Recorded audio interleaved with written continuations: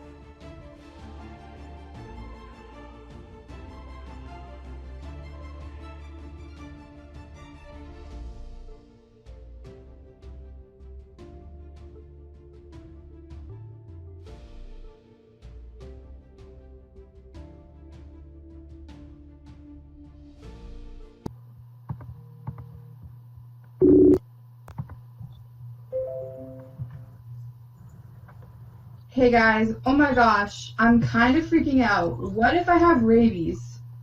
Well, I'm Googling it right now, and rabies is a zoonotic disease that can be from both wild and domesticated animals. It says that there's an incubation period of anywhere from a couple weeks to months.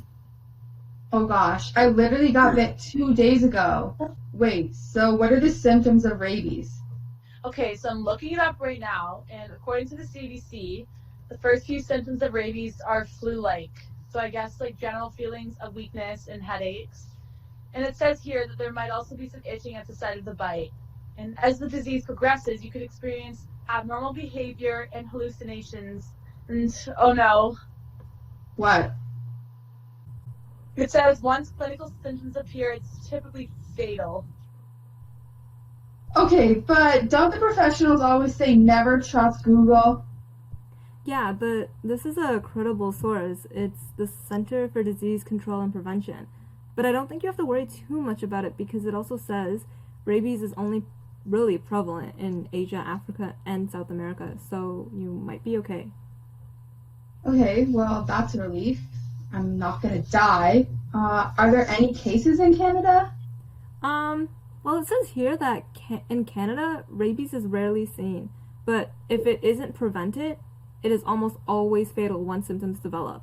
However, it is mandatory for all cats and dogs to be vaccinated after 4 months of age to prevent the spread of rabies. Alright, well, let's hope that dog has its vaccination. Yeah. Yeah, I don't think you need to worry. I just found a source that said in North America, prevention measures have been put into place like vaccinations and animal control to control stray dogs, which is the most common host of rabies. It also says that an estimated annual expenditure for rabies prevention in the United States is over $300 million, which is mostly used on dog vaccinations. $300 million just for some dog vaccines? And that's just for prevention. There are even more costs for things like direct and indirect medical treatments, controlling rabid dogs, livestock loss, and surveillance. So actually, in the US, the economic costs were about $8 billion. And globally, 70% of the economic burden was societal, which included premature deaths. Wow. Who knew rabies was such a big deal for that much money to be spent on it? Is there any other information about prevention? Well, yeah, there are other strategies like pre exposure immunization and post exposure prophylaxis to prevent the virus from spreading to the peripheral nervous system. Okay, so since there's a lot of preventive measures put in place, I'm not that worried. I shouldn't be, right?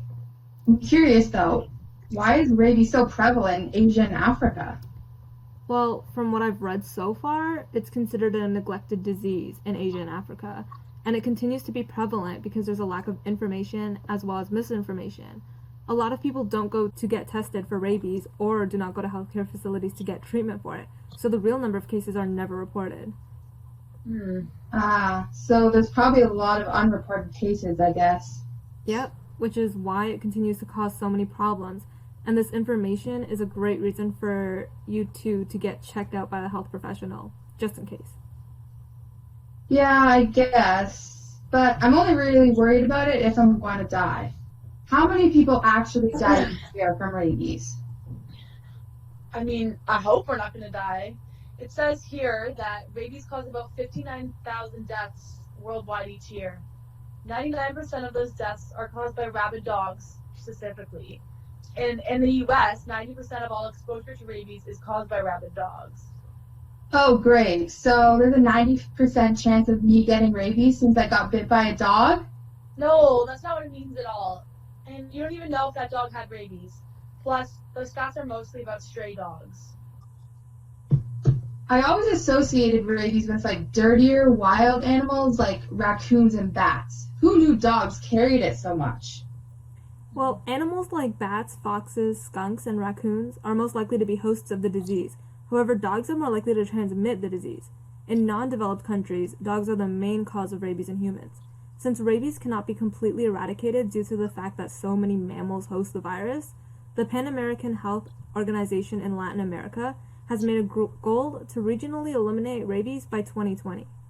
All right, you guys have motivated me to do a little research on my own.